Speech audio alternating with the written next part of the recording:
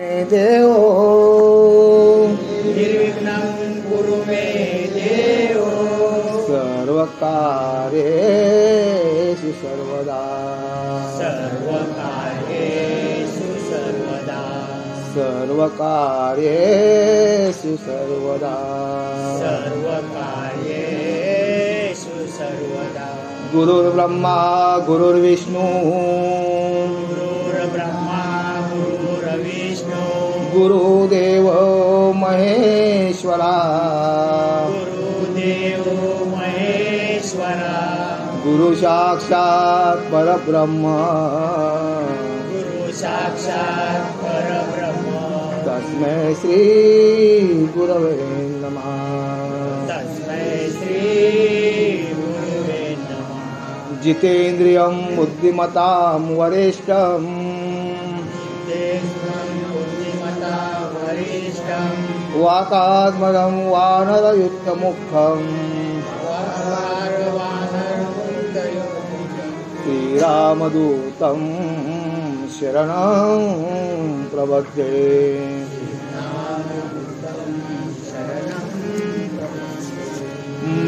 महामूलजो ईश्वर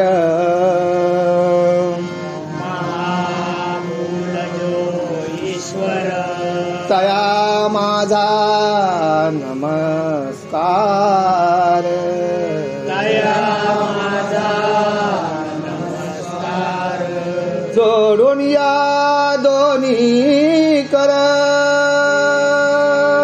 जोडून या दोन्ही कर नारदासी नमस्कार नारदासी नमस्कार नमोनिया श्री हरीशी नमोनिया श्री हरीसी लोटांगण ब्रह्मयासी लोटांगण ब्रह्मयासी विष्णू लागी नमस्कार विष्णू लागी नमस्कार शंकराच्या पायी शिर शंकराच्या पायी शिर नमोनिया माता पिता नमोनिया माता पिता नमियले साधू संता नमियले साधू संता नमियले साधू संता नमियले साधू संता नामा म्हणे श्री गुरुसी नामा म्हणे श्री गुरुची मजतारी निश्चयसी मजतारी निश्चयसी मजतारी निश्चयसी मजतारी निश्चयसी श्रीराम जय राम जय जय राम श्रीराम जय राम जय जय राम श्रीराम जय राम जय जय राम श्रीराम जय राम जय जय राम मंगल भवन अमंगल हारी मंगल भवन अमंगल हारी मंगल भवन अमंगल हारी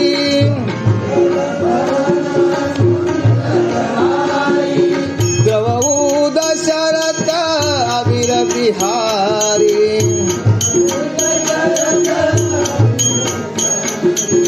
द्रवऊ दशरथ अबीर बिहारी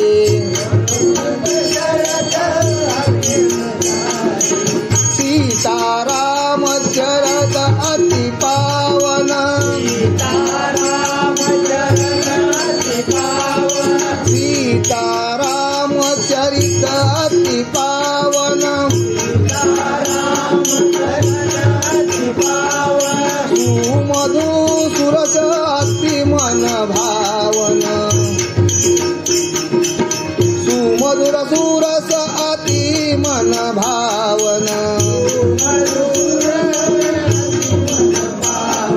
पुनी पुनी कितने हूँ पुनी पुनी कितने हूँ सुने सुनाई पुनी पुनी कितने हूँ सुनी सुनाई ईश की प्यास भोजत न बुझाई ईश की प्यास भोजत न बुझाई मंगल भवन अमंगल हारी प्रभु दशरथ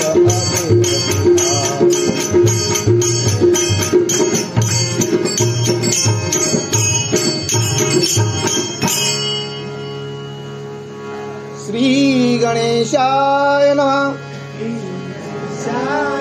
श्री सरस्वते नमः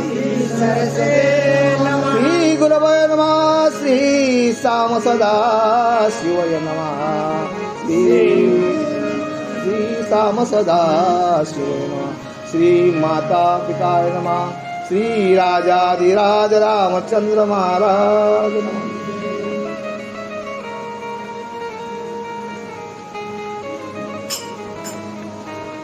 अधो राम तपोवनादिगमनं हत्वा मृगकाञ्चनं वैदेही हरणं जटायुमरणं सुग्रीव सम्भाषणं बाली निर्दालनं समुद्रतरणं लङ्कापुरी दहनं पश्चात् रावण कुम्भकर्ण हननम् एतसिद्धि रामायणम्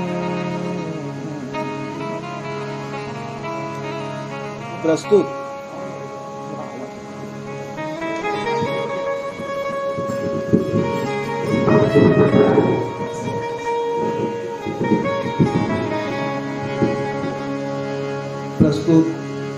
आज आपण इथे ढोंबी गावामध्ये खारढोबे गावामध्ये श्री रामप्रभूंच्या चरणावर मस्तक ठेवून आज या सेवेचा आरंभ करत आहोत.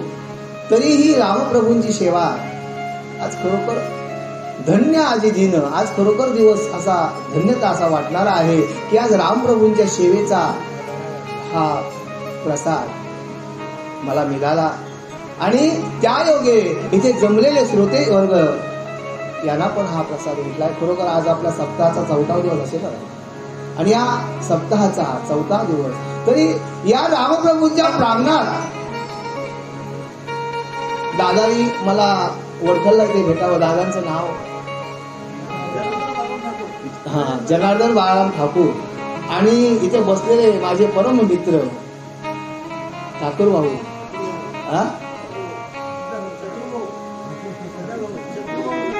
सदानंद ठाकूर.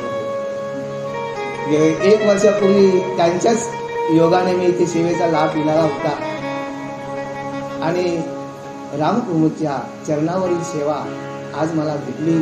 हे तुमचं प्रथम इथे जमलेले श्रोतेजन तुमच्या चरणी मस्तक ठेवतोय आणि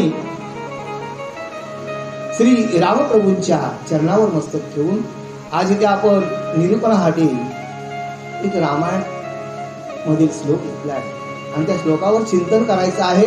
येडवागा चिंतन या प्रभूंच्या चरणी सेवा द्यायची आहे. मीही तुमचाच आहे. काहीतरी कशी मला जमेल तशी मी सेवा या श्लोकावर बोलेन.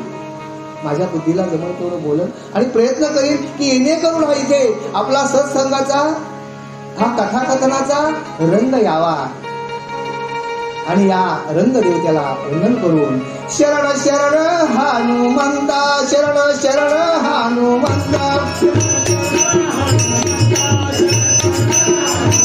तुम्हालो रामदूता तुम्हालो रामदूता काय भक्तीच्या वाटा मज दावाव्या तुमचा काय भक्तीच्या वाटा मज धावाव्या तुमचा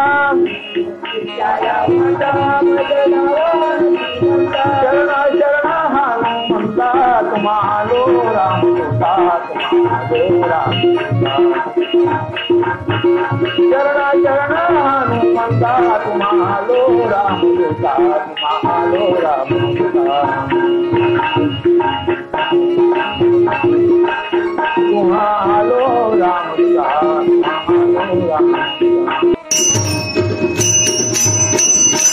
अधो राम तपोवनादि गमनम हत्वा मृगांचनम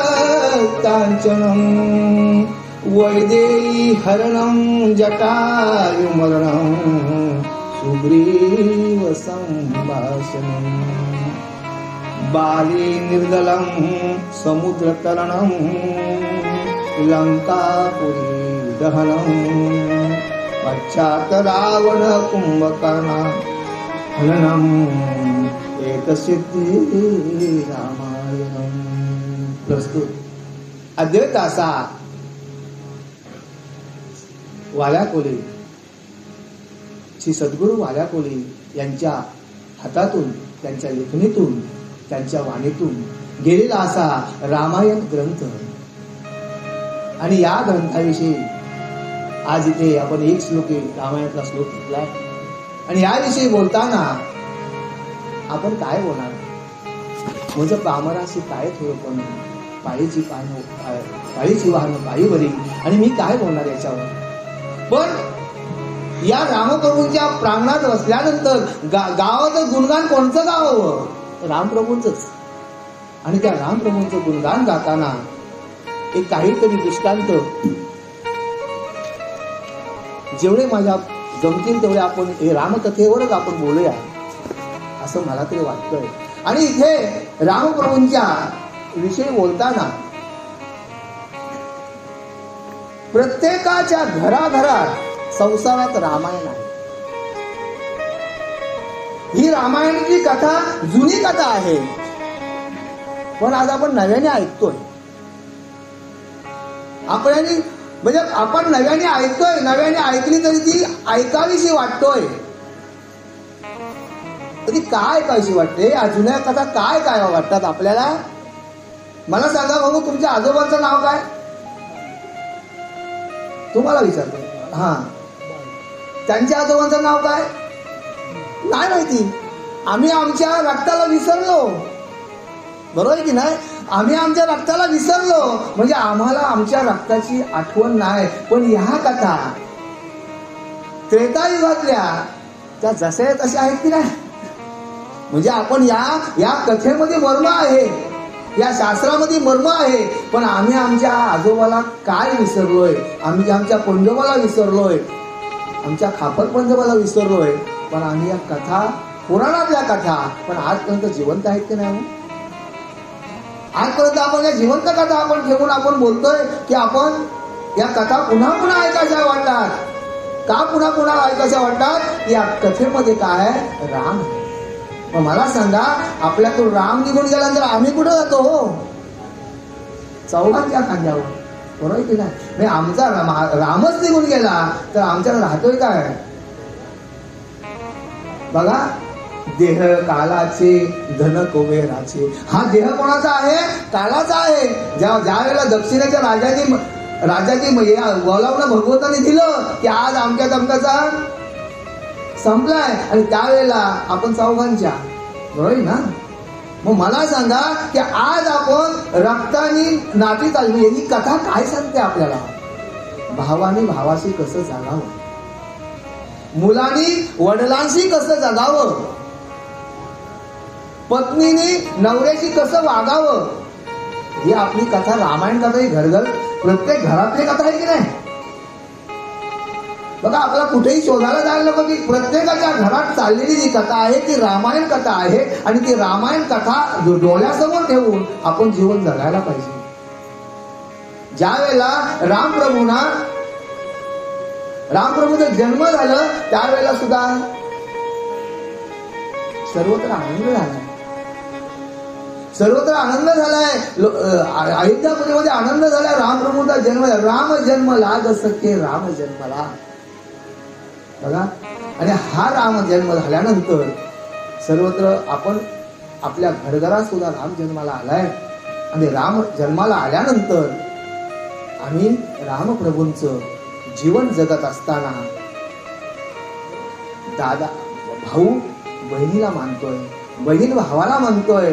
आणि मुलगा वडिलांना मानतोय आणि वडील मुलाला मानतात. पण ही घरघरातली कथा, ही कथा आपल्या प्रत्येकाच्या घरघरात पोचायला हवी.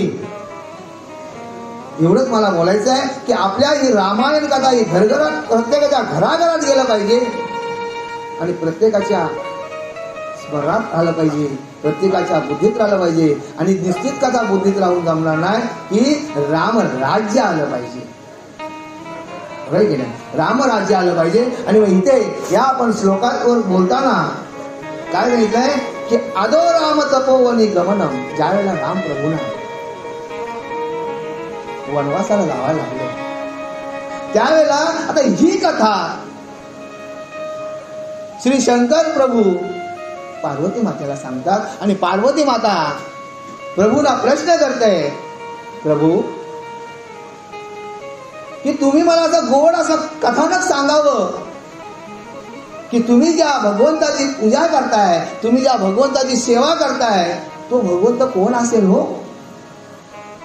आणि त्यावेळेला रामप्रभू सीतामाईच्या योगाने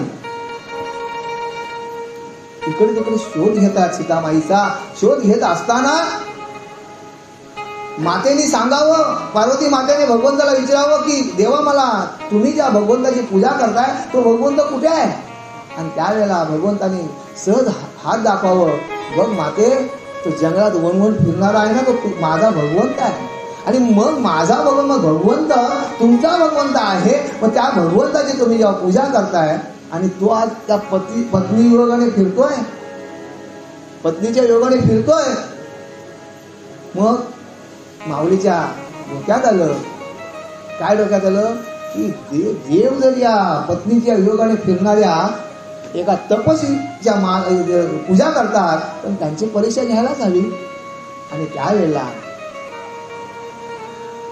मातेने सीतामाईचं रूप दिलंय आणि भगवंताच्या समोर रामप्रभूंच्या समोर पुढे चालतोय आणि लक्ष्मण मागे चालतोय. त्यावेळेला लक्ष्मण दादा बोलतात, दादा माई तर पुढे चालले. आणि त्यावेळेला रामप्रभूने सांगावं, अरे लक्ष्मणा सीतामाई माझ्या कधी पुढे गेली का, सीतामाई माझ्या पुढे कधी गेली का.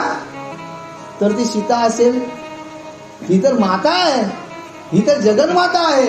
आणि त्यावेळेला रामप्रभूने पार्वती मातेला विचारावं, मावले तुम्ही काही रस्ता चुकलात का, तुम्ही रस्ता चुकलात. त्यावेळेला पार्वती मातेला समजून गेली, पण आता मी खरोखर नुसत्या रूप बदलून आलो तरी नुसत्या नेत्र कटाक्षाने मला या माझी ओळख व्हावी रामप्रभूंना.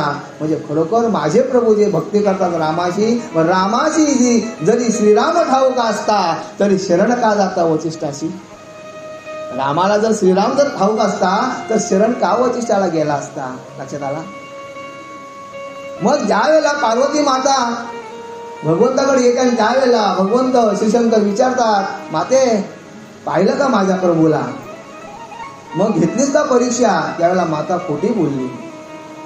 त्यावेळेला माता खोटी बोलली, नाही मी परीक्षा नाही घेतली, नाथ मी परीक्षा नाही घेतली रे. त्यावेळेला भगवंत प्रभू शंकर माहिती होतं की पार्वती मातेने परीक्षा घेतली रामांची.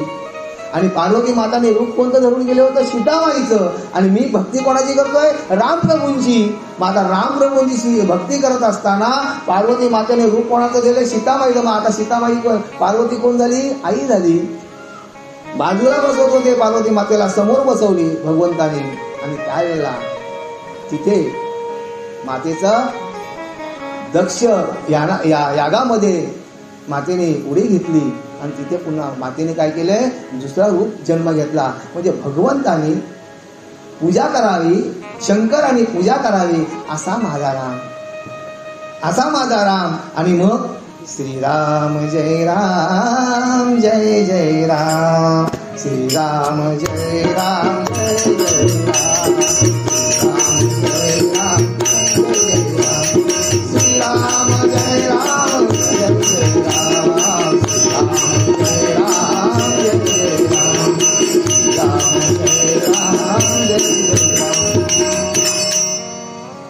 अशा प्रकारे आदो राम तपोवनी गमन महत्वा मृदम कांचन. आणि मला सांगा की ज्या वेळेला आता बघा श्लोकाप्रमाणे दृष्टांत मागचा पुढचा सांगतोय, पण प्रत्येक दृष्टांत हा आपला कथेमध्ये सांगताना मागचा एक जाईल तरी. आणि मग राजा रावणाने मनातून कपट ठेवलं होतं की सीतामाईला कोणत्याही परिस्थितीमध्ये सीतामाईला न्यायची आहे. आणि मग तिथे एक दानवाला एक रूप धरायला सांगितलंय, मारीचे नावाच्या राक्षसाला रूप धरायला सांगितलं रावणाने. आणि त्यांनी सुंदर असं मोह हरणाचं रूप दिलंय आणि त्या सीतामाईच्या झोपडीच्या समोरून जावं आणि सीतामाईला मोह सुटावा. बघा, मोह कोणाला नाही. प्रपंचामध्ये आपण संसार करत असताना प्रत्येक माणसाला मोह आहे. शेजारणीच्या जर गळ्यात चांगला हार दिसला तर आमची बाई बोलते, अहो तिने काय मोठा बनवलाय हार हो. पण हे आपण हा आपला कुठला व्यापार कुठला आहे? कलियुगाचा व्यापार आहे. आणि आपण कलियुगाच्या व्यापारामध्ये जगत असताना माणसाला मोह कोणाला कुठलाय का? आणि मग हाच मोह सीतामाईला झाला आणि सीतामाईने रामप्रभूंना सांगावं, नाथ मला त्या मृगाची, कांचन मृगाची मला चोरी शिवायची वाटते. आणि त्यावेळेला श्रीराम प्रभूंनी त्यांच्या पाठीमागं जावं हरणाच्या, आणि हरणाच्या पाठीमागं जावं आणि इकडे रावणाने रूप धरून यावं. संन्यासा रूप दिलाय, अलगमाई भिक्षा वाढ बोलतोय. पण ज्या वेळेला रामप्रभू त्या हरणाच्या पाठीमागं जातात त्यावेळेला इथे लक्ष्मण दादा मातेचं रक्षण करत असतं. आणि त्यावेळेला मारीत हाक मारतोय रामप्रभूंच्या आवाजाने, लक्ष्मणा वाचव, लक्ष्मणा वाचव. आणि हे कानावर शब्द मातेच्या पडतात आणि माता काय बोलते, भाऊजी तुम्ही ऐकलं का, माझं धनी संकटात आहे. मग त्यांना तुमची गरज आहे, त्यांना तुमची गरज आहे. त्यावेळेला लक्ष्मण मार्मिक असं उत्तर देतात की माझ्या प्रभूंना काहीच होऊ शकत नाही, तू माते तू चिंता करू नका. त्यावेळेला ही महासती सीतामाई अद्वा बोलते लक्ष्मणाला की भाऊजी तुम्हाला असं काय वाटतंय की रामप्रभूंनी जावं. आणि त्यावेळेला लक्ष्मणला उत्तर द्यावं, माय तू अशी बोलू नकोस, माझ्या हृदयाला काटे पोचतात, तुम्ही असा अभद्र शब्द बोलू नका. आणि त्यावेळेला कटुवाणी बोलल्यानंतर सीतामाई शेवटला लक्ष्मण दादांना राहता येत नाही. आणि मग काय म्हणतात, आई बघा काय बोलतात तिथे, वहिनी बोलत नाही, आई मी सांगतो तेवढं माझं ऐका की मी एक रेष मारतोय आणि ते रेष ओलांडून तुम्ही जाऊ नका. उलंगली सीता रेषा. बघा ज्या वेळेला सीतामाईने रेषा ओलांडली त्यावेळेला सीता काय झाली, मर्यादा उलटली की माणसाची काय असतं, पुढे ते दुःख भोगावं लागतं. आणि त्यावेळेला सुद्धा त्या रावणाने काय केलंय, तिथं संन्यासाचं रूप घेऊन आलंय आणि सीतामाईला अल्लकमाई भिक्षावाड. आणि सीतामाईला माई या शब्द प्रबोधन करून तिथून नेलेले आहे रावणाने, थोडक्यात सांगतोय. आणि मग रावणाने नेल्यानंतर सीतामाईला हा प्रसंग रामप्रभूंचा पार्वती मातेने अनुभव घेतला की खरोखर माझे प्रभू आहेत. आणि मग त्यावेळेला ही कथा सांगावी पार्वती मातेला शंकर प्रभूंनी, आणि शंकर प्रभूंनी मातेला उत्तर द्यावा आणि मातेने एक एक प्रश्न विचारावा. आणि मग त्यावेळेला मातेने एक प्रश्न विचारलाय शंकर प्रभूंना, प्रभू की मला एक सांगा, तुम्ही रामप्रभूंचं लग्न झालं त्यावेळेला दशरथाला आमंत्रण का नाही दिला, जनकाने दशरथाला आमंत्रण का दिला नाही. त्यावेळेला भगवंत सांगतात, गिरिजे ऐक की सार्वभौम राजा जनक विदेही सर्व शक्ती असलेला असा राजा, आणि त्या राजाने एक अशी सुंदर अशी बाग फुलवली होती फुलांची. स्वर्गातून देव अप्सरा याव्या आणि त्या बागेतून फुलं न्यावीत. आणि ती बागेतून फुलं नेत असताना एक दिवशी शनी महाराजांनी तिथून स्वारी झाली आणि त्याही ती बाग पाहिली. आणि बाग पाहिल्यानंतर तर तिथे पुरुषाला बंदी होती बागेमध्ये जायला. अप्सरा यायच्या, स्वर्गावरून आणले फुलं तोडून न्यायची आणि मग नेत असताना शनिदेवाला तिथे जाण्याची आज्ञा दिली. शनिदेवाने काय केले, कुदृष्टी तिथे टाकली आणि संपूर्ण बाग नष्ट केली. बागेचा कोळसा झालाय. आणि त्यावेळेला आता ही एवढी सुंदर भरलेली बाग फुलवणार कोण?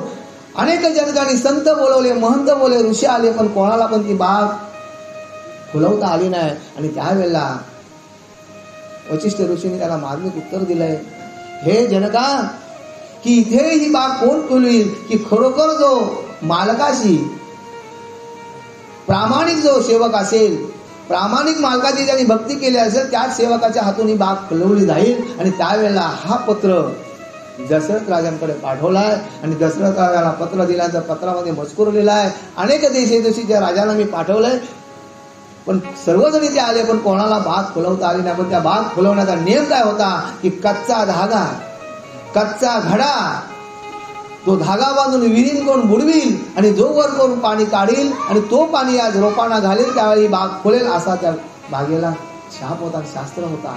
आणि वशिष्ठ ऋषीने त्याला सांगितलं होतं. आणि मग त्यावेळेला हा दशरथ राजांना पत्र गेला आणि पत्र वाचता, दशरथ राजा पत्र वाचता पाहतात तर काय, देशोदेशीचे राजे आले आणि मी जाऊन जर माझ्या हातून जर बाग फुलली नाही तर काय होईल, माझा अपमान होईल. दशरथ राजाने अन्न पाणी सोडलं, अन्न पाणी सोडले दशरथ राजांनी. आणि मग 7 दिवसानंतर दशरथ राजाच्या घरी जो सेवक होता दशरथ राजा, तो आला आणि कौशल्या मातेला बोलते, माते, अजूनपर्यंत प्रभू जेवले नाहीत, महाराज जेवले नाहीत. मग का जेवले नाहीत? आणि हे कौशल्या मातेला सुद्धा माहिती नव्हतं की महाराज जेवले नव्हते ते. आणि त्यावेळेला हा थेट राजा दशरथांच्या घरी जेवण घेऊन ते समोर गेलाय. आणि जेवण नेल्यानंतर दशरथ राजाला, प्रभू तुम्ही जेवलात नाही? अरे मग तुला कसं माहिती मी अजून जेवलो नाही? सेवकाला कसं माहिती? तर महाराज, आज मी माझ्या वडिलांपासून तुमच्या इथं सेवा करतोय. माझ्या आई वडिलांनी सांगलं होतं, राजाचं जेवढं शिल्लक राहील तेच जेवण तू खायचं, वरती काय खायचं नाही. महाराज तुम्ही 7 दिवस जेवलाच नाही, म्हणून मी 7 दिवस उपाशी आहे, म्हणून मी इथे आलोय. महाराज, मी प्रामाणिकपणे तुमची सेवा केली आहे. अहो तुम्ही काय, मला प्रश्न कोणता पडलाय, काय सांगू? राजा दशरथ बोलतात, काय सांगू, की मला दशरथ याचा जनकांचा पत्र आलाय आणि बाग कोमिजली आहे, ती फुलवायची आहे, पण तिथे प्रामाणिक माणूस पाहिजे. असा प्रामाणिक माणूस कोण पाठवू? महाराज मी जातो ना, पण तुम्ही पहिले जेवून घ्या, तुम्ही पहिले जेवून घ्या. बघा सेवक असावा कसा. आणि जेवून, आणि मग दशरथ राजाने जेवण केलंय, उरलेला जेवण या सेवकाने खालाय. आणि सेवका होते, महाराज तुमची आज्ञा द्या मला, मी जातो जनकाच्या तिला नगरीला. आणि मग तिथे गेल्यानंतर जनकाने पाहिलं, दशरथ राजाने पाठवलं, ते सेवक पाठवले, हा काय बाग फुलविल. लोक हसायला लागली. महाराज तुम्ही माझ्यावर शंका घेऊ नका, मी माझ्या स्वामींची सेवा प्रामाणिकपणे केलेली आहे, मी माझ्या धन्याची सेवा प्रामाणिकपणे केलेली आहे. आणि जर माझ्यात दोष असेल तर ही बाग फुलणार नाही. तुम्ही द्याल ती शिक्षा भोगायला मी तयार आहे. आणि मग त्यावेळेला जनकाने त्यांना आज्ञा दिली, जाऊ बा, तो आता बाग फुलव. आणि मग त्याच्या हातात कच्चा घडा दिलाय, कच्चा धागा दिलाय. आणि तो कच्चा घडा त्या विहिरीत त्याने धागा बांधून बुडवलाय आणि अलगद पाणी काढलाय. श्री सीतापती रामचंद्र महाराज की जय. आणि मग हा पाणी वर काढलाय आणि पाणी त्या झाडांना शिंपलाय. आणि पाणी शिंपल्यानंतर लगेच बाग फुललेली आहे. आणि मग तिथे जनक विचार करतोय की दशरथ राजाचा सेवक सुद्धा एवढा महान आहे. मग आता सेवक महान एवढा मोठा आहे, आणि मग ज्या वेळेला सीता स्वयंवर झालं त्यावेळेला दशरथ राजाला आमंत्रण का नाही पाठवलं? की दशरथ राजा काय करील, कोणतरी सेवक पाठवील आणि धनुष्य मोडील, म्हणून दशरथ राजाला आमंत्रण दिलं नव्हतं. लक्षात आला? आणि मग त्यावेळेला मग हा प्रश्न कोणाला पडला होता? पार्वती मातेला पडला होता. पार्वती मातेने याचं उत्तर भगवंत शंकर प्रभूने दिलंय. आणि मग सांगतात, आणि मग की दशरथ राजांना आमंत्रण मिळालं नव्हतं. की दशरथ राजा काही करू शकतोय की एवढा भक्ती तत्पर असा दशरथ राजा आहे. आणि मग मला सांगा, चार पुत्र राजा दशरथा. राजा दशरथला मुलं किती होती? 4 मुलं होती. अंत समयी एकही जवळ नव्हता. म्हणजे शेवटच्या क्षणाला एक सुद्धा जवळ नव्हता. पण ते का? आणि हा प्रश्न पार्वती मातेला भगवंत शंकर सांगतात की मग ही वेळ राजा दशरथावर का आली? आणि त्यावेळेला शंकर प्रभू सांगतात की एक दिवशी राजाला स्वप्न पडले. दशरथ राजा, बघा मी कथा मागून पुढे आलोय. दशरथ राजांना स्वप्न पडलंय. स्वप्नामध्ये काय आलंय? स्वप्नामध्ये 3 जीवांच्या हत्या झालेल्या आहेत. राजा दशरथच्या स्वप्नामध्ये 3 जीवांच्या हत्या झाल्या. राजा दशरथ गडबडून जागा झालाय आणि गुरूंच्या समोर गेला. गुरुवर्या, मला एक रात्री स्वप्न पडलंय आणि त्या स्वप्नामध्ये मला माझ्या हातून 3 हत्या झाल्या, 3 स्वापद मारली गेली. ह्या प्रश्नाचं मला उत्तर नाही कळलं. आणि त्यावेळेला गुरुनी सांगावं की राजा दशरथा, तू चिंता करू नकोस. तू उद्या जंगलामध्ये शिकारीला जा आणि 3 स्वापद मारून आण. आणि त्याचप्रमाणे राजा दशरथ शिकारीला गेलाय. सकाळपासून संध्याकाळ झाली, रात्र झाली, पण एकही स्वाप सापडलं नाही. झाडावर नेम घालून बसलाय. आणि राजा दशरथ हा शब्दाने बाण मारणारा राजा होता.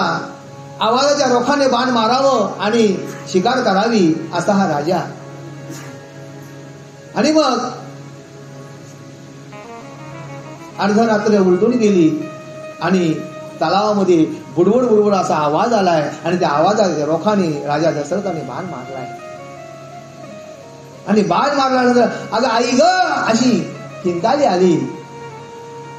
आणि त्यावेळेला राजा दशरथ गडबडून जागा झालाय. पाहतो तर काय, माझ्या हातून एक बालकाचा वध झालाय. बालकाला बाण लागलाय. आणि मग त्यावेळेला राजा दशरथ त्याला विचारतात, बाबाला कोण कुठला तू? शर आला तो धावून आला काल, जीवलला श्रावण बाल. शर आला तो धावून आला काल, जीवलला श्रावण बाल. ये आरी गे अर्थ मारुनी हाता, ये आरी गे अर्थ पूर्णी हाता.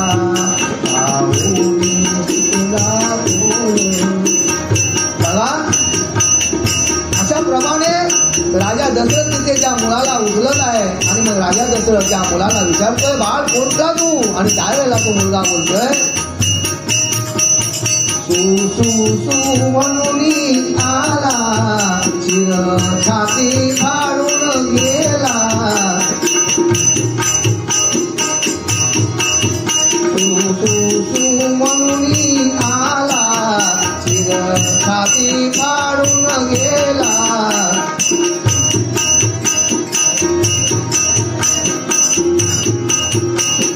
आला तो धावून आला काल, जीवलला श्रावण बाल, जीवलला श्रावण बाल.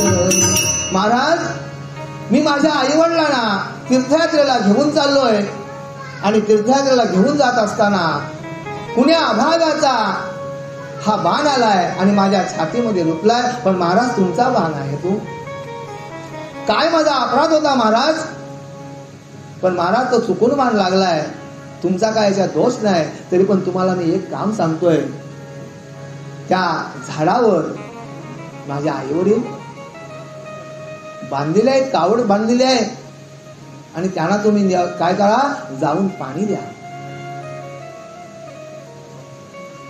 का मी त्याला पाणी आणण्यासाठी आलो होतो आणि तुमच्या हातून मी मेलोय. पण ही दुवार्ता त्या माझ्या आई वडिलांना सांगू नका, ही फोडू नका.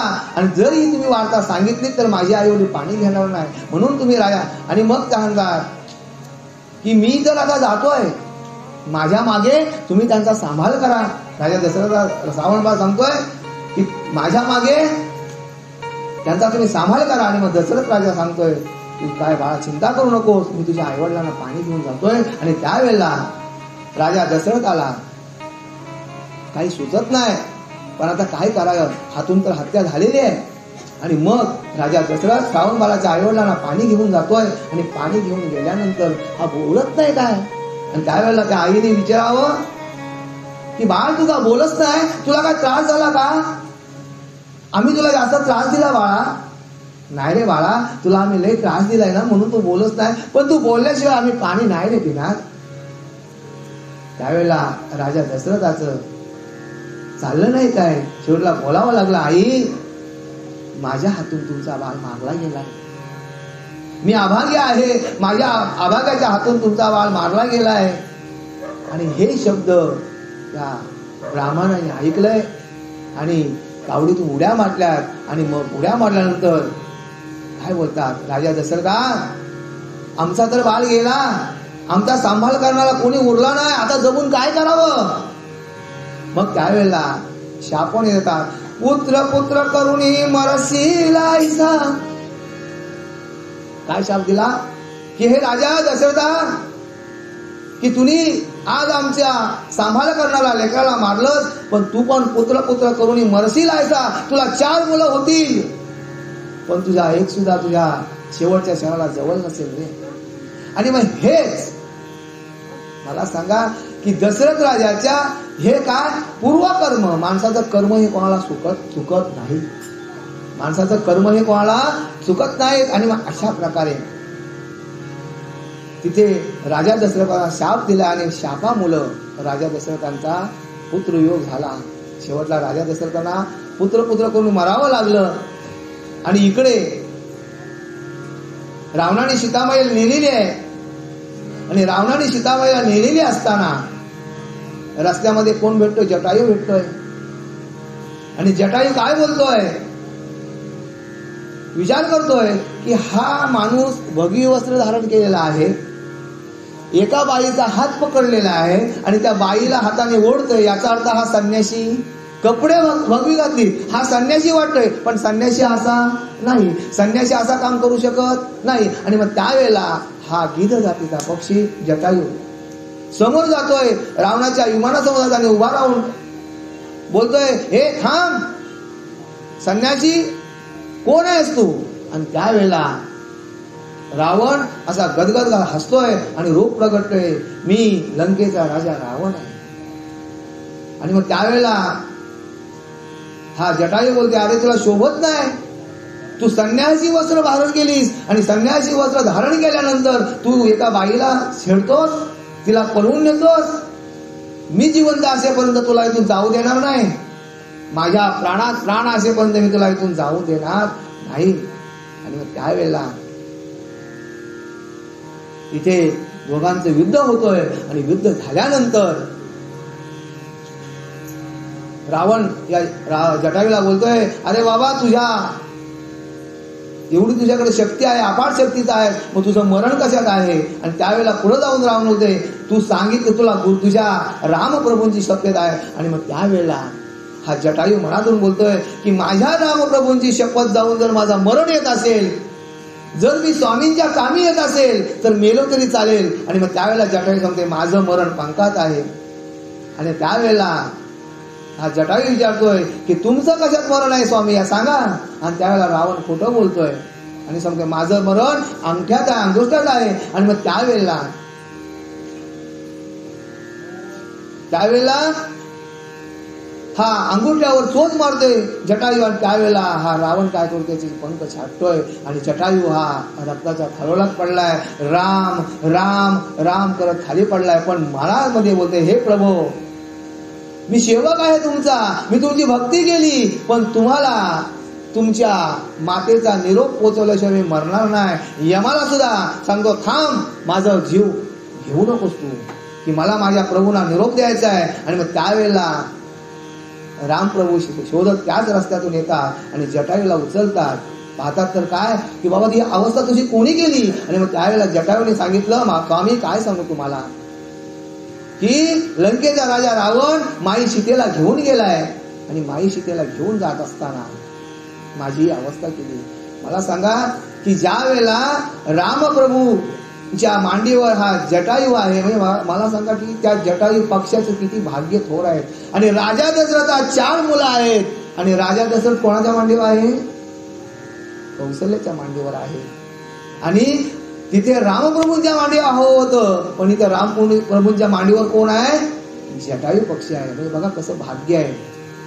म्हणजे मला सांगा की माणसाची ज्या वेळेला दैवगती आहे, की माणसाची जी कर्म जी लिहिली असतात त्या कर्माप्रमाणे माणसाच्या गती होत असतात. आणि अशा प्रकारे की एक असा सुंदर असा पुढचा एक भाव सांगतो तुम्हाला.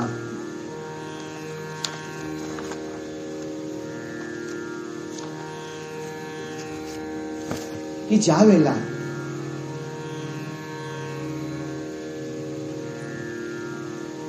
रामप्रभू वनवासाला गेले आणि ही वार्ता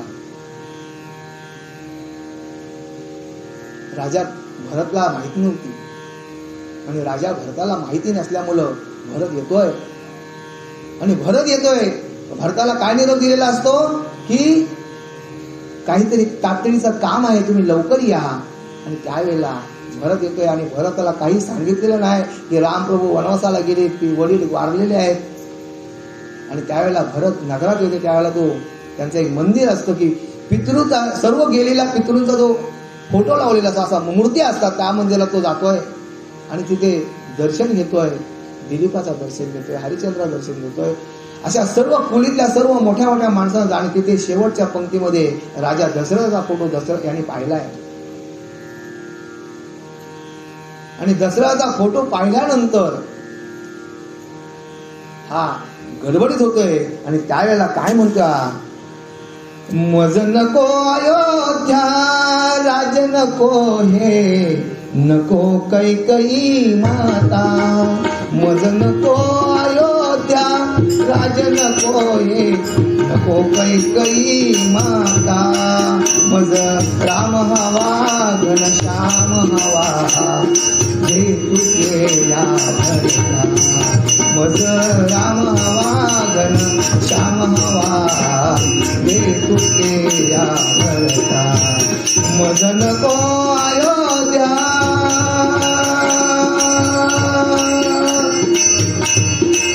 मज नको अयोध्या राज नको हे, नको कैकई माता. मज राम हवा घन श्याम हवा, हे तुझे या भरता.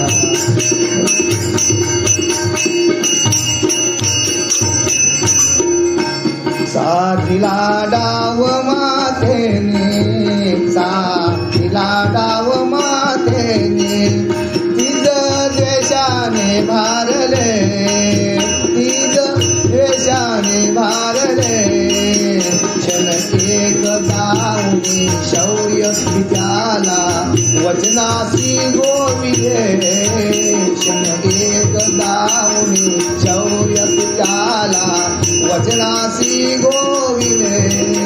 त्या वचन बलावर, त्या वचन बलावर दादा तुझला वणी धाडिले आता.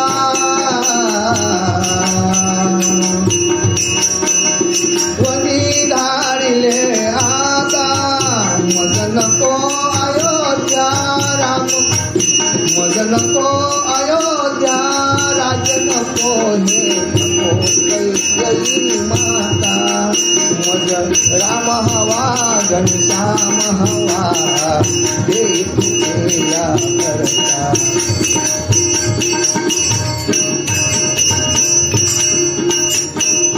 बंधुराया तो विरहाने, पिता परलोकी गेला.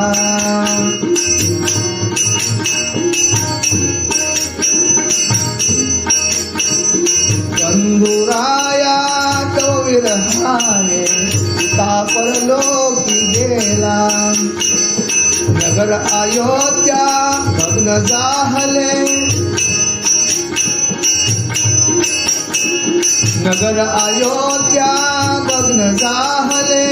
आली तेच कला, आली तेच कला.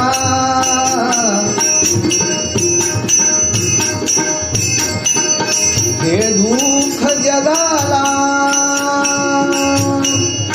जे दुःख जगाला इतर वैरीन कसली तीव्रता, कसली तीव्रता. मज नको अयोध्या, राज्य नको, नको कैकई माता. मग राम हवा, घडे राम हवा,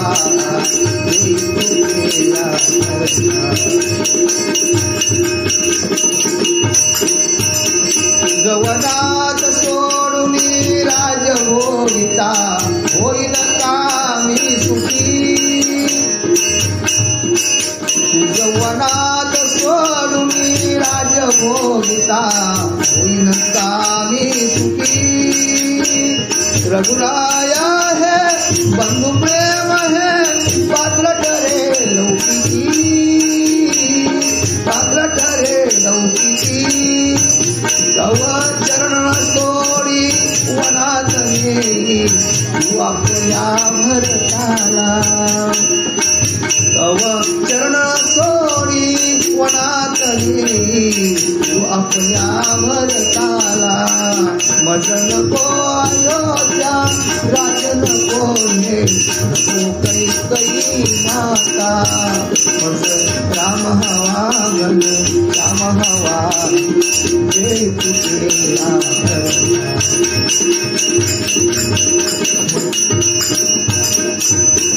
आणि मग हा भरत बोलतोय की माझ्या बाबांचं काय झालंय, मला कोणीच काही सांगितलं नाही. आणि त्यावेळेला त्यांनी मातेला विचारलंय, माते हे काय झालंय. तेव्हा कैकेयी बोलते की बाळा हे मी तुझ्यासाठीच केले. आणि त्यावेळेला बोलते की मला हे राज्य नको, मला ऐश्वर्य नको, मला माझा भाऊ राम पाहिजे, मला रामाशिवाय काही सुचत नाही. आणि मग त्यावेळेला हा आईला धिक्कार करतो, आईचा कटू शब्द बोलतो आईला. आणि तसाच काय करतोय की मी माझ्या प्रभूंना आणायला जातोय, रामप्रभूंना आणायला जातोय. आणि त्यावेळेला रामप्रभूंना आणायला गेल्यानंतर रामप्रभूने पाहिलं आणि त्यावेळेला सांगितलं, बाळा भरत वडिलांचं वचन आहे, आणि वडिलांचं वचन आहे, आणि वडिलांचं वचन जर मी मोडलं तर तुला चालेल. मग मी कसा येऊ तुझ्याबरोबर. मग तू काय कर की वडिलांनी सांगितले राज्यकारभार सांभाळ. त्यावेळेला भरत बोलते, दादा तुम्ही मला सांगताय राज्यकारभार सांभाळ, पण अधिकार तुमचा आहे, या राज्यावर बसण्याचा अधिकार तुमचा आहे. मग आता मी काय करू. मग तुम्ही एक काम करा ना दादा, तुमच्या मला पादुका द्या. आणि त्यावेळेला हा भरत या प्रभूंच्या पादुका घेऊन येतोय. आणि मग त्या पादुका कशा आणतोय, डोक्यावर आणतोय. आणि डोक्यावर आणतोय आणि मग हा इथे येतोय आणि काय करतोय, त्या शिवासनावर रामप्रभूंच्या पादुका ठेवतोय. आणि भरत काय करतोय, नगराच्या बाहेर जातोय, एक जमिनीत भुयार खोदतोय आणि त्या भुयारामध्ये राहतोय. का भुयारामध्ये राहतोय भरत, का भुयारामध्ये राहतोय की माझे प्रभू या भूमीवर चालत आहेत, तर त्यांच्यावर मी कसा राहू, म्हणून तो भुयार खोदून राहतोय भरत.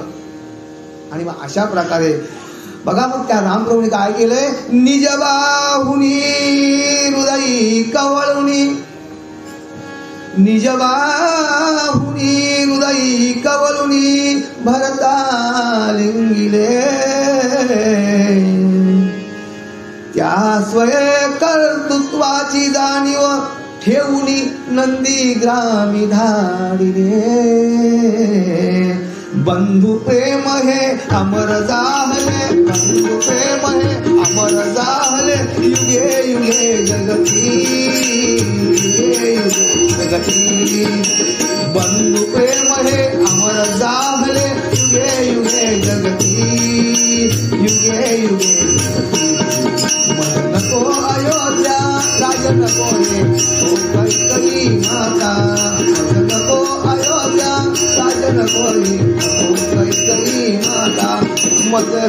हवा घनश्याम हवा देव तुझे आवडता मग राम हवा घनश्याम हवा देव तुझे आवडता हम हवा घनश्याम हवा देव तुझे आवडता.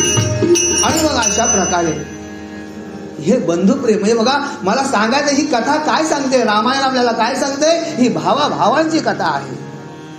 प्रत्येक भावानी भावाशी कसं वागावं.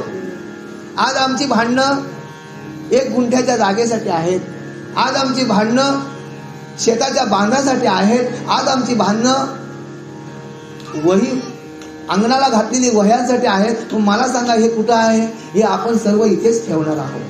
पण हे रामायण काय सांगते, भावानी भावाशी कसं जगावं, मुलांनी वडिलांशी कसं जगावं, हीच आपल्याला रामायणची कथा सांगतोय. आणि मग इथे आपण आता एक भगवंताचं भजन करूया. सर्वांनी टाळ्या वाजवायचे, सर्वांनी सगळ्यांनी. अमृत है हरि नाम जगत में, अमृत है हरि नाम जगत में, इसे छोड़ विषय विष पीना क्या, हरि नाम नहीं तो जीना क्या.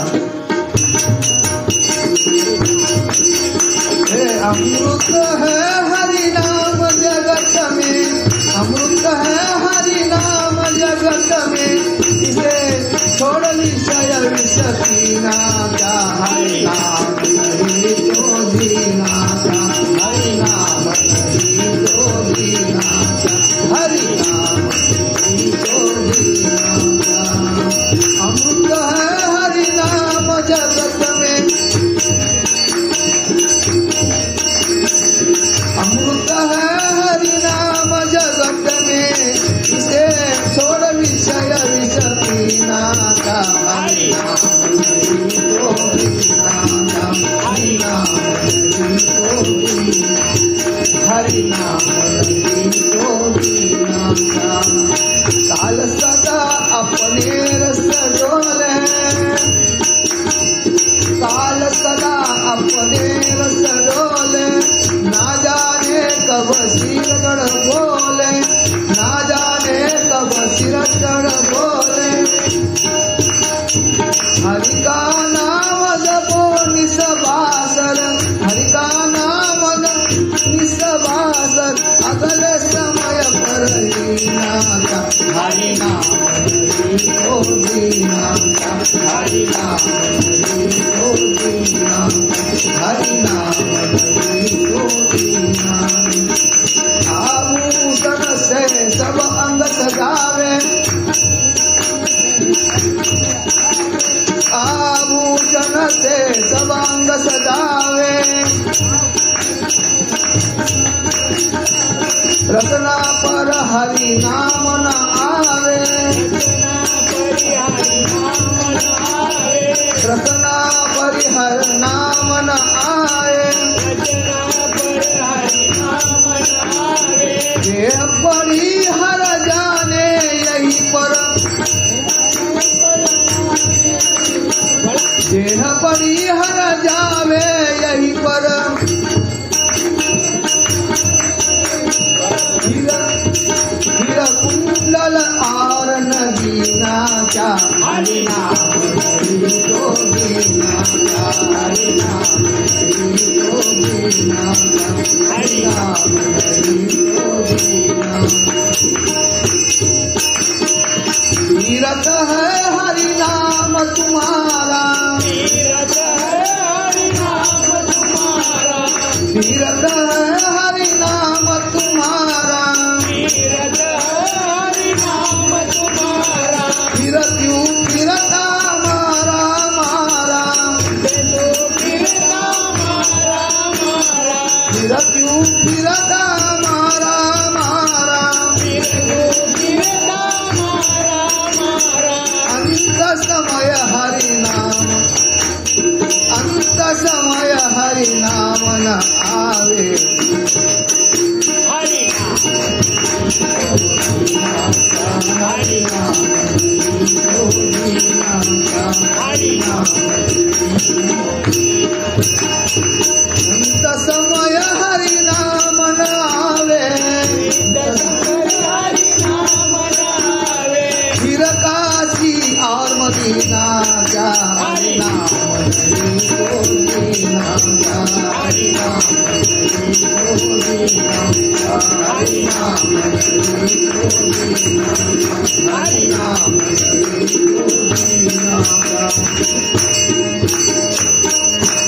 राजाधिराज रामचंद्र महाराज की जय. आणि अशा प्रकारे इथे आपण या रामप्रभूंचे गुणगान गाताना इथे भरताचा सुद्धा प्रेम आपल्याला पाहायला भेटलं. इथं सर्व गोष्टींचा जर आपण विचार केला तर ही कथा आपल्या घरघरातील आहे. आणि ही सांगत असताना इथे रामप्रभूंना सीतामाईच्या शोधासाठी पुढे जावं लागतोय. आणि मग सीतामाईच्या पुढे शोधासाठी जात असताना सीतामाईच्या शोधाला जात असताना पुढे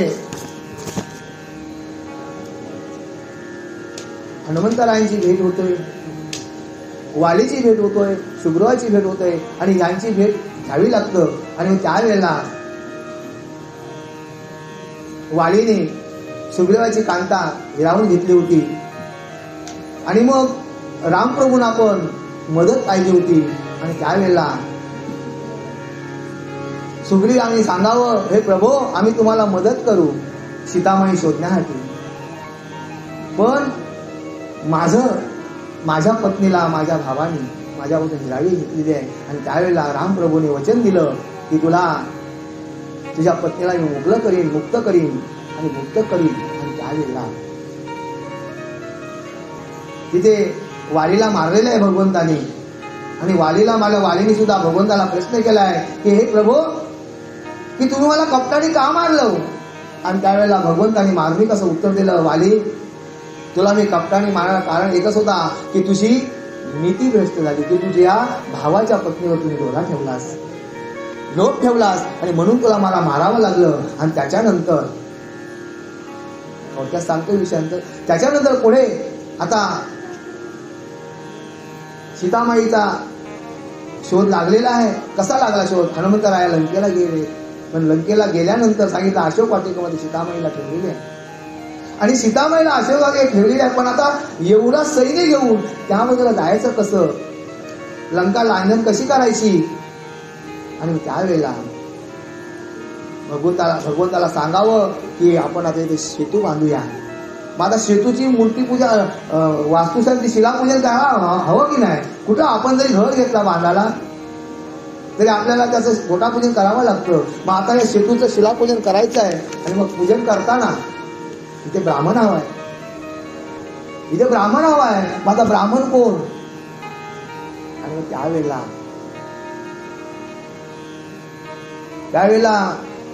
आता ब्राह्मण कोण. आणि मग त्यावेळेला सुग्रीवाला सांगितलं की आता इथे ब्राह्मणाचा शोध करा. आणि मग त्यावेळेला सुग्रीवाने ब्राह्मणाचा शोध, आता इथे ब्राह्मण, या आपल्या वनामध्ये आपला ब्राह्मण कोण भेटेल. आणि मग त्यावेळेला लक्षात आलं की रावण हा एक महान ब्राह्मण आहे, पूजा कर्म जाणणारा आहे. सगळ्या गुणपानाचा फक्त वृत्ती आसुरी झाली म्हणून तो रावण बोलला जातोय. पण ब्राह्मण हा एक महान देवाचा भक्त आहे, एक पंडित आहे. आणि मग त्यावेळेला रावणाकडं सुग्रीव काका जातात आणि बोलतात. आणि सुग्रीव काका हे रावणाचे वडिलांचे मित्र होतं. आणि त्यावेळेला रावणाला आनंद झाला, काका तुम्ही माझ्याकडे आलात, काय काम काढलं. अरे रावणा, मी का आलोय तुमच्याकडं की माझ्या स्वामीला शिलापूजन करायचं आहे. आणि त्या पूजनासाठी ब्राह्मण हवा आहे, पंडित हवा आहे आम्हाला. मग काका मी प्रश्न विचारू तुम्हाला, एक विचार ना बा, हा तुझा जो स्वामी जो शिलापूजन करतोय तो लंका जिंकण्यासाठी करतोय ना. होय, पण ब्राह्मणाचं कर्तव्य काय आहे की आपल्याकडे जर कोण पूजा सांगायला आला तर त्या ब्राह्मणाने नाही बोलायचं नाही. आणि मग रावण बोलतोय की आजपर्यंत मी आसुरी वृत्तीच केली, आजपर्यंत मी मला कोण ब्राह्मण बोललाच नाही, मग आज मौका भेटला तर का सोडायचा, येतो काका मी. अरे पण तुझ्या स्वामीला जंगलामध्ये आहे, जंगलामध्ये काय वस्तू भेटणार नाही, त्याची तुम्ही चिंता करू नका. सुग्रीव काका तुम्ही त्याची चिंता करू नका. ब्राह्मणाचं कर्तव्य काय, जर कुठली वस्तू जर कमी पडली तर ती ब्राह्मणाने आणायची असतं. पण आमचं ब्राह्मण जर सुपाला कमी पडलं तर काय बोलतात माहितीये, कशाला कार्य करता बोलतात. आणि मग तू काय चिंता करू नकोस, तुझ्या स्वामीला मी सगळं पूजेचं साहित्य आणतोय, पूजेचा मुहूर्ताचा टायमिंग काढलाय, उद्या मी पूजा सकाळी 5 वाजता येतोय. अरे पण हो, मग तुझ्या स्वामीला पत्नी पण लागेल ना पूजेला, जोड्याशिवाय पूजा होत नाही. मग तुझ्या स्वामीला पत्नी पण लागेल पूजेला. आणि मग त्यावेळेला सुगरी काका तुम्ही विचार करू नका, मी घेऊन येतो, माझी जबाबदारी आहे ती. अरे पण तुम्ही रामप्रभूंची पत्नी तुझ्याच याच्यात आहे, कक्षेत आहे, तुझ्या कारागृहात आहे, तुझ्या आज्ञेत आहे. पण ब्राह्मणाचं कर्तव्य आहे काका की जी वस्तू नसेल ती आणून द्यायची, हा ब्राह्मणांचा कर्तव्य आहे. आणि मग तुम्ही काका विचार करू नका, सकाळी मी येतो. आणि मग इकडे शिवरी काका आलेले आहे. आणि रावण सकाळी इंद्रजिताला आज्ञा दिली, इंद्रजिता विमान तयार कर, सकाळी आपल्याला लवकर जायचं आहे, तिकडे रामप्रभूंची इथे पूजा आहे, शिलाशी तो बांधायचा आहे, त्याचा गोटापूजन करायचं आहे.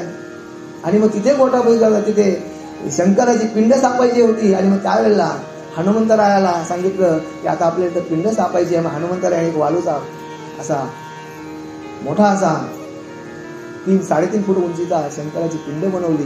आणि मग तिथे सकाळी रावण काका आले सर्व सामुग्री घेऊन आणि पूजेला सुरुवात करायची. ब्राह्मण कोण आहे, पुरोहित कोण आहेत, रावण आहे पुरोहित. आणि मग रावण पुरोहित आहेत. आणि मग त्यावेळेला रावण विचारतोय, स्वामी तुमची काय इच्छा काय की आम्हाला लंका जिंकायची आहे म्हणून आम्ही इथे भगवंत शंकराची स्थापना करतोय, त्याच्यानंतर आम्ही शिलासेतू बांधणार आहोत, सेतू बांधणार समुद्राला. ठीक आहे. आणि मग पूजा आरंभ झाला. आता पूजेला तुमच्याकडे पत्नी नसेल, रावणाने रामाला प्रश्न केला रामप्रभूंना. हो नाही नाही, तुमची पत्नी मी घेऊन आलो. आणि मग तिथे रामप्रभू आणि सीतामाईला घेऊन तिथे रामेश्वराची स्थापना झाली. आणि त्या पूजेला पुरोहित कोण होता, रावण होता. आणि मग रावणाने ती पूजा पार केली. आणि त्याच्यानंतर पण रावणाने सीतेला आणताना सांगून ठेवलं होतं की सीते मी तुला त्या पूजेला नेतोय, पण तू माझ्या अधीन आहेस, तू तिथं काय गडबड करायची नाही. आणि त्यावेळेचा एक नियम होता, चोराने जरी चोरी केली तरी त्या चोराला हरवल्याशिवाय ती आपल्याला वस्तू परत आणता येत नव्हती, किंवा त्याला मरावं तरी लागत होतं, किंवा त्याला हरवावं तरी लागत होतं. आणि मग इथे पण हाच नियम होता. इथे सीतामाईला कशी न्यायची होती, रावणाला हरवून किंवा रावणाला मारून, नाहीतर रामप्रभूंना सीता नेता येत नव्हती. आणि मग पूजा झाली. यथासांग पूजा झाल्यानंतर रामप्रभूने आणि सीतामाईने रावणाला नमस्कार केलाय. नमस्कार पुरोहित की महाराज की तुमची दक्षिणा बोला. आणि त्यावेळेला रावण काय बोललाय की स्वामी तुम्ही वनवासी आहात, तुमच्याकडे काय दक्षिणा, मला काय द्याल तुम्ही. नाही तरी पण स्वामी तुम्ही दक्षिणा बोला. आणि त्यावेळेला रावणाने एक असं उत्तर दिलंय की स्वामी ज्या वेळेला मी मरेन, ज्या वेळेला मी संकटात असेल, ज्या वेळेला मी धरणीवर पडेन, त्यावेळेला तुमची मांडी मला हवी आहे, माझं एवढंच मागणं आहे.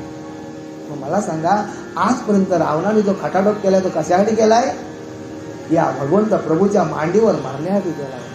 आम्ही फक्त बोलतोय. असाच प्रश्न मंदोदरीला पडला. मंदोदरीला प्रश्न पडलाय की प्रभो तुम्ही आजपर्यंत सीतामाईला आणली, सीतामाईला आणलीत, आणि सीतामाईला आणल्यानंतर तुम्ही तुमच्याकडे पत्न्या किती आहेत हो प्रभू. आणि त्यावेळेला सांगते भरपूर आहे, सुंदर आहे, देखणे आहे सगळ्या, आणि तू तर अतिसुंदर अशी माझी मंदोदरी पत्नी आहेस. मग प्रभू तुम्हाला हा मोह सीतामाईचा का व्हावा, तुम्हाला सीतामाईचा मोह का व्हावा. आणि त्यावेळेला रावणाने मार्मिक उत्तर दिलं, मंदोदरी आजपर्यंत तुझ्या स्वामीला ओळखलंच नाही तू, अजूनपर्यंत तू तुझ्या स्वामीला ओळखलंच नाही, तू कसं ओळखलं नाथा. तुम्ही कृत्यच असं केलं अगं की मी ज्या वेळेला सीतामाईचं हरण केलं त्यावेळेला मी वेश कोणता धरला होता, संन्यासाचा. आणि मी त्यावेळेला त्या माईला काय बोललो, अल्लग माई भिक्षा वाढ. मग मी काय बोललो, माई बोललो. आणि मग माझ्या तोंडातून ज्या स्त्रीला माई बोललो ती माझी कोण आहे ग. कसा मंदोदरीला मार्मिक उत्तर दिलाय रावणाने. मग ती मी आई आहे. मग हा स्वामी खटाटोप का, हा समाजामध्ये तुम्हाला कलंक लागेल असं तुम्ही का वागलात स्वामी? त्यावेळेला रावण सांगतोय, मंदोदरी, की मला माझ्या प्रभूच्या हातून मारायचं आहे, मला माझ्या प्रभूच्या मांडीवर मारायचं आहे. आणि जर मी सीतामाईला हे आणली नसती. बघा, रावणाला ही गुज गोष्ट कोणी सांगितली होती? नारायण नारायण.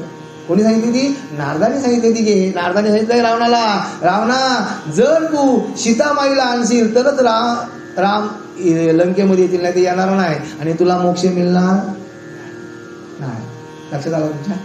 की आपण आज रामकथेच्या माध्यमातून ही रामप्रभूंच्या श्रीरामप्रभूंच्या एक कथेतील काही दृष्टांत आपण देतोय. का रामप्रभूंची कथा करायला गेलो तर 7 दिवस लागतील. एका तासामध्ये आपण किती सांगणार?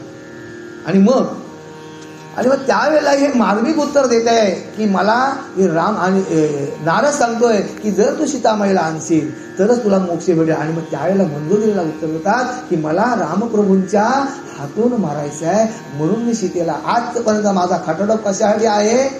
माझ्याकडे ऐश्वर्य आहे, माझ्याकडे ऐश्वर्य एवढं आहे, 700 कोटी माझ्याकडे घरं आहे सोन्याची, दुसरी घर आहे त्याची गणतीच नाही. आणि अशी माझी सोन्याची लंका असताना 1.25 लाख मला नातू आहे. मला सांगा, एवढ्या सगळ्या माझ्याकडे ऐश्वर्य असताना सुद्धा हा खटाटोप कशासाठी? विभीषण गेला, कशामुळे सोडून गेला? रामभक्तीमध्ये लीन झाला म्हणून विभीषण गेला. पण कुंभकर्ण स्वामी भक्तीला निष्ठ राहिला, भावासाठी निष्ठ राहिला, भावाभावात तूट पडू नये म्हणून निष्ठ राहिला आणि एकनिष्ठ राहिला. आणि म्हणून कुंभकर्ण सुद्धा भाड ताकदीचा होता. पण हे देवाधिकांनी घडून आणलं की इंद्रपद मागावं तर निद्रपद मागितलं. आणि कुंभकर्णाला निद्रापदाला 6 महिने झोपायचा, 6 महिने जागायचा. म्हणजे अशा प्रकारे हे राम आख्यान काय सांगते की प्रत्येक माणसाने जगावं कसं? जगताना आपल्या कुटुंबामध्ये आपण जगताना, आपल्या भावंडांमध्ये, आपल्या परिवारामध्ये जगताना एकच सांगावं लागेल की रामप्रभूंसाठी जीवन जगावं. माझ्या आयाबाईने एकच सांगायचं आहे की ज्या वेळेला आपण आपल्या पतीचं घर सोडतो त्यावेळेला आपलं घर हे सासर होतं. आणि सासर आपलं घर होताना आपण आपल्या सासू सासऱ्यांना जर आपण आईबाप म्हणून मानून जर जगलो तर वृद्धाश्रमाची गरज कधी पडणार नाही. आपल्या तोंडातला विष आपण नवऱ्याला सांगतोय तेव्हा आपलं भावजीनं असं करतात. म्हणजे बघा, सांगा, भावा तूट झाली की नाही? मग आपल्या तोंडातलं जर विष आपण जर आपल्या दिराला जर भाऊ मानून जर आपण राहिलो आणि दिराने पण वहिनीला बहीण म्हणून राहायला पाहिजे. पण हा कलियुग आहे. कलियुगामध्ये आपल्याला तसं राहता येणार नाही. पण आपल्याला रामकथा काय सांगते? आपल्याला रामकथा काय सांगते की भावाने भावाशी कसं जगावं. राजा जसे 3 राण्या होत्या, 3 राण्या असताना एकामेका खेलीमेलीने राहत होत्या. पण त्यांच्यामध्ये कटुता का आली? त्यांच्यामध्ये कटुता कधीच नव्हती. हे देवाधिकांनी करून घेतलं की रामप्रभू जर वनवासाला गेलं नसतं तर हा श्रावणबाळाच्या आईवडिलांचा शाप रामाला भोवला असता. जर रामप्रभू गादीवर बसला असतं तर रामप्रभूंना मरण हे अटल होतं. का शाप होता? कोणाचा? श्रावणबाळाच्या आईवडिला शंतनू ब्राह्मणाचा शाप होता. आणि मग त्यावेळेला रामप्रभूंना वनवासाला जावं लागलं. बरोबर की नाही? आणि जर रामप्रभू गादीवर बसला असतं तर रामप्रभूंना मरण का? पुत्र पुत्र करुणी मरसील असा हा शाप दिला होता श्रावणबाळाच्या आई वडिलांनी. मग मला सांगा, हे भगवंतांना ह्या सरस्वती मातेला करून घ्यावं लागलं. सरस्वती माता मंथराच्या जीवेवर बसली, मंथराची बुद्धी फिरली. मंथराची बुद्धी फिरल्यानंतर मंथराने कैकेयीची बुद्धी फिरली. तर कैकेयी कौशल्यापेक्षाही रामप्रभू प्रेम करत होती. लक्षात आला तुमच्या? की कथेचा भाग काय सांगायचा की पण हा सरस्वती मातेने बुद्धी फिरली आणि त्यामुळे कैकेयी मातेची सुद्धा बुद्धी फिरली. आणि मग काय ना, पहिल्या वाराना आंधळ वाजला. भरतास गादी द्या, दुसऱ्या वरानं काय द्या, रामास वनवास द्या. मला सांगा एवढं हे कटू होते का करावं लागलं. आणि हे कौशल्या मातेकडून गुरुनी करून घेतलं की गुरु सांगितलं की तुझा रामावर एवढा, कैकेयीला सांगितलं की तुझं रामावर एवढं प्रेम आहे आणि हे कृत्य तूच करू शकतेस, कोणाला जमणार नाही. आणि त्यावेळेला गुरूंच्या सांगण्यावरून कैकेयी मातेने काय केलंय की रामाला वनवास आणि भरताला गादी हे वर मागून घेतले. हे काही काही कथेचे जर अंतर्गाव्यातून जर आपण गेलो तर आपल्याला अनेक प्रकारे कथा ऐकायला भेटतील. आणि अशा प्रकारे इथे या रामप्रभूंच्या एक आपण अभंग सादर करूया आणि आपण सेवेला पूर्णविराम करूया. मोडिले धनुष्या श्रीरामे, मोडिले धनुष्या श्रीरामे, झाली तव शोभा, राक्षस कुल मर्दिन्यास राहसी रणांगणी तुवा, राहसी रणांगणी तुवा, राक्षस कुल मर्दिन्या राहसी रणांगणी तुवा. मोडिले धनुष्या श्रीरामे, मोडिले धनुष्या श्रीरामे, झाली तव शोभा, राक्षस कुल मर्दिन्या राहसी रणांगणी तुवा, राहसी रणांगणी तुवा. तू मोठा बलवान रावणा योद्धा मुरलेला, तू मोठा बलवान रावणा योद्धा मुरलेला, अल्पवयी श्रीरामे येऊन, अल्पवयी श्रीरामे येऊन, शने हरविले तुझला, शने हरविले तुझला. वरिले सीतेने, वरिले सीतेने श्रीरामाला, तुझला हसली जनक सभा, तुझला हसली जनक सभा. राक्षस कुल मर्दिन्या साहसी रणांगणी तुवा, राहसी रणांगणी तुवा, राहसी रणांगणी. मोडिले धनुष्या श्रीरामे, मोडिले धनुष्या श्रीरामे, झाली तव शोभा, राक्षस कुल मर्दिन्या राहसी रणांगणी तुवा, राहसी रणांगणी. अपमानाने पेटून जरी तू, अपमानाने पेटून जरी तू, जानकीशी पलविली, जानकीशी पलविली. श्रीरामाने वानर सेना रणी उभी केली, श्रीरामाने वानर सेना रणी उभी केली. एका वानरे घेऊन नेते, एका वानरे घेऊन नेते, छत्र तुझे मेले, छत्र तुझे. मी तुझा रे, मी तुझा रे बंधू सांगतो, मी तुझा रे बंधू सांगतो. जारे शरण तू राम प्रभूला, जारे शरण तू राम प्रभूला. राक्षस कुल मर्दिन्या राहसी रणांगणी तुवा, राहसी रणांगणी तुवा. मोडिले धनुष्या श्रीरामे, मोडिले धनुष्या श्रीरामे, झाली तव शोभा, राक्षस कुल मर्दिन्या राहसी रणांगणी तुवा, राहसी रणांगणी तुवा.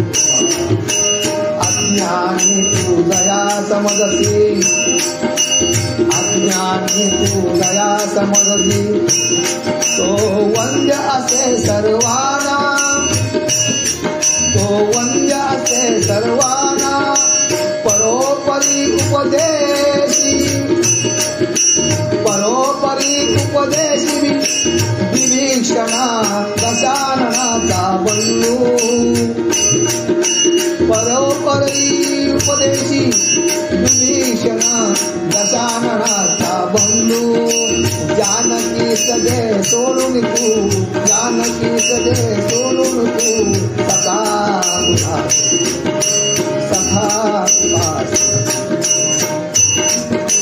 राक्षस कुळ मर्दिया राम श्रीरणांगण मोडिले धनुष्या श्रीरामे आई तव शोभा राक्षस कुळ मर्दिया रणांगण राम श्रीरणांगण पदोपदी उपदेशी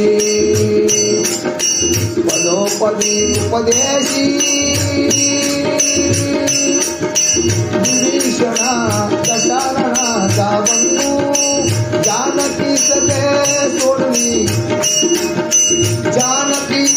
सोडून सखा कृपा अभिमान सोडून मनीचा दास प्रभू चरणी तुवा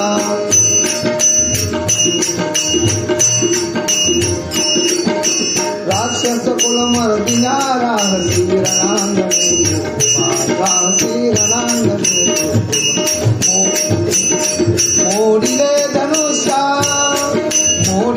धनुष्या श्रीरामे आली तव शोभा राक्षस कुल मर्दिना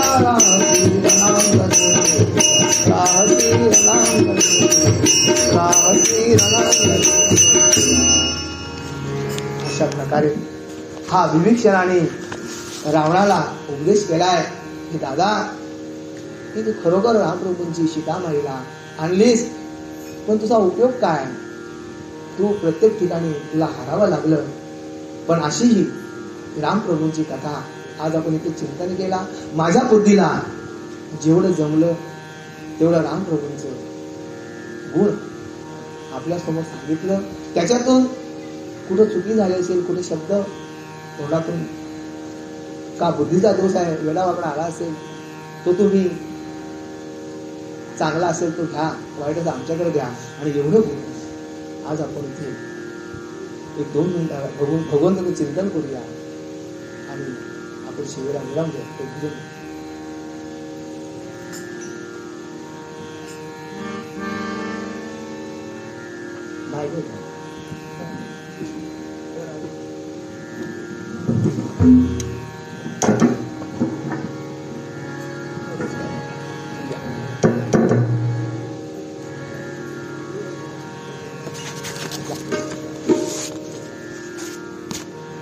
जय जय राम कृष्ण हरी.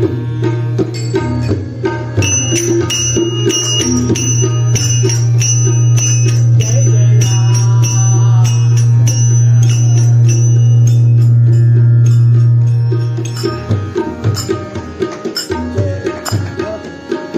जय जय राम कृष्ण हरी.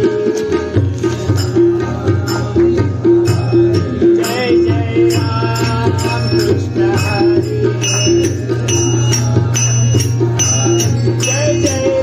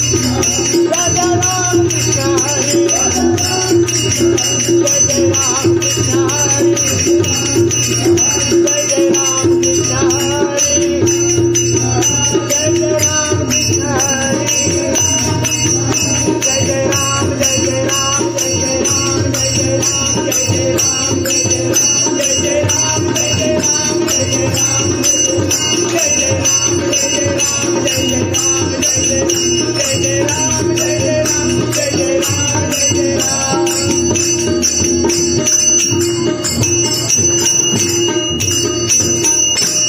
अदो राम तपोवनादिगमनं हत्वा मृगं काञ्चनं वैदेही हरणं जटायुमरणं सुग्रीव सम्भाषणं वाली निर्दलं समुद्रतरणं लङ्कापुरी दाहनं पश्चात् रावण कुंभकर्ण हननम् एतसिद्धि रामायणं तद्वत् सुतेजन हो.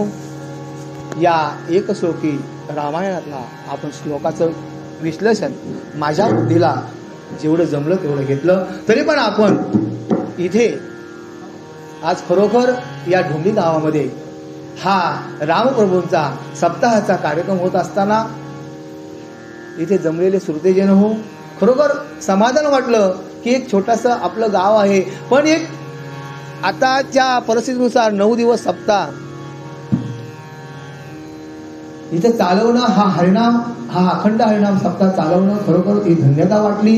आणि तुम्हाला वारंवार हे माझं एकच म्हणणं आहे की ह्या रामप्रभूंच्या भजनातून, या कीर्तनातून, संकीर्तनातून खरोखर आपलं घरच कसं होईल की प्रत्येकाने एकच मनातून ध्यास ठेवलं पाहिजे. संत तुकडोजी महाराज सांगतात की ज्या ज्या गावामध्ये मी जाईन त्या गावामध्ये माझं गाव कसं सुंदर असायला पाहिजे. आणि माझं गाव सुंदर असावं, पण ते सुंदर आपलं गावातल्या प्रत्येक माणसाचं कर्तव्य काय आहे की एकमेकाला बघा, आपल्यावर प्रत्येकाचं कर्ज आहे. आपलं जसं आईवडिलांचं कर्ज आहे, तसं आपलं भावाचं बहिणीसाठी कर्ज आहे, बहिणीचं भावासाठी कर्ज आहे, तसं गावाचं सुद्धा आपल्यावर कर्ज आहे, देशाचं सुद्धा आहे. हा माझा शेतकरी राजा शेतामध्ये खपतोय, घाम घालतोय, त्या शेतकरी राजाचं सुद्धा कर्ज आहे. सीमेवर असणारा माझा सैनिक, त्यांचं सुद्धा कर्तव्य आहे. आणि त्यांचं सुद्धा कर्ज आपल्यावर ऋण आहेत की आज ते सीमेवर आहेत म्हणून आपण आहोत. बरोबर ना. आणि मग जीवा भावानी जव मी पाहिन माझं गावच सुंदर होईल, माझं गावच सुंदर. जीवा भावानी जव मी पाहिन माझं गावच सुंदर होईल. शिक्षण घेऊन केली दिवाळी, शिक्षण घेऊन केली दिवाळी, अज्ञानाची जाळून होली. शिक्षण घेऊन केली दिवाळी, अज्ञानाची जाळून होली, अज्ञानाची जाळून होली. बघा की आपण शिक्षण घेतलंय आणि शिक्षणातून काय केलंय, आम्ही दिवाळी केली. आज आम्ही नोकऱ्या करतोय, गाड्यामध्ये फिरतोय, ऐशा आरामात करतोय. कशामुळं? शिक्षणामध्ये शिक्षण घेतलंय. शिक्षण घेऊन केली दिवाळी, अज्ञानाची जाळून होली. मला सांगा, हे अज्ञान आहे आपल्याकडं. अज्ञानाची आपण काय केलं पाहिजे? होली केलं पाहिजे. आणि असं एवढं केलं, माझं गावाचं सुंदर कसं शोभलं की असं याच्यातून आपलं काय गाव होणार आहे? सुंदर होणार आहे. मला एकच सांगायचं आहे की संत तुकडोजी महाराजांनी सांगितलं आपल्याला की माझं गावाचं ऋण आहे. मग ते गावाचं ऋण कसं फेडायचं? आपण गावाचं ऋण कसं फेडायचं की मंदिर होतोय, त्या मंदिराला आपण देणगी दिलं पाहिजे. कुठंतरी शाळा बांधली जाते, तिथं आपण श्रमदान केलं पाहिजे. कुठंतरी सार्वजनिक काम आहे, ते कामातून सुद्धा आपलं काम तिथे आपण मदत केलं पाहिजे. एखाद्या माणसाला सहकार्य केलं पाहिजे. हे आपल्यावर असणारं गावाचं ऋण आपण इथे फेडतोय. म्हणून संत तुकडोजी महाराज बोललं, जीवा भावाने आज मी पाहिलं माझं गावचं सुंदर होईल, माझं गावचं सुंदर होईल, माझं गावचं सुंदर होईल. प्रत्येक वेळेला आपण या संतांच्या भूमीमध्ये, या मातृभूमीमध्ये आज आपल्याला ज्या वेळेला आम्ही इथे आलो, पहिला 1 वर्षापूर्वी मी इथे येऊन गेलो दादांच्या यांनी खरोखर सेवेचा. आज पुन्हा हा योग आला खरोखर रामप्रभूंच्या कुठंतरी ऋण असेल रामप्रभूंच्या सेवेचं, आणि आज ते मला भेटलं. आणि सर्व इथे श्रोते मंडळी न कंटाळता, आज आपल्याला सेवेला उशीर जास्त झाला आहे आणि तरी पण इथे तुम्ही ह्या भगवंताचं गुण आपण ऐकलं, तरी आपण आता इथे सेवेला पूर्ण देऊया. श्रीकृष्ण गोविंद हरे मुरारी, हे नाथ नारायण वासुदेवा.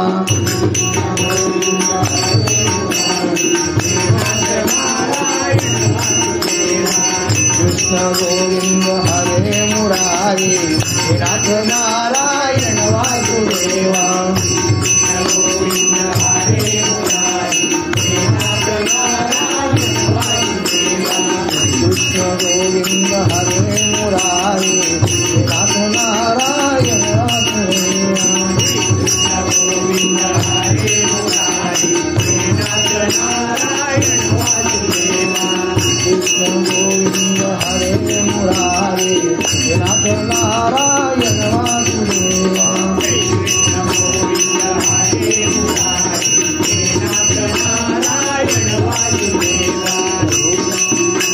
श्री राम जय राम जय जय राम, राम जय राम जय जय राम. श्री राम जय राम जय जय राम, श्री राम जय राम जय जय राम. श्री राम जय राम जय जय राम, श्री राम जय राम जय जय राम. श्री राम जय राम जय जय राम, राम जय राम जय जय राम. राम जय राम जय जय राम, राम जय राम जय जय राम. म्हणा कुंडली कवरदा हरिदास, श्री पार्वती पते हर महादेव. राजा रामचंद्र महाराज की जय. पवन सुत हनुमान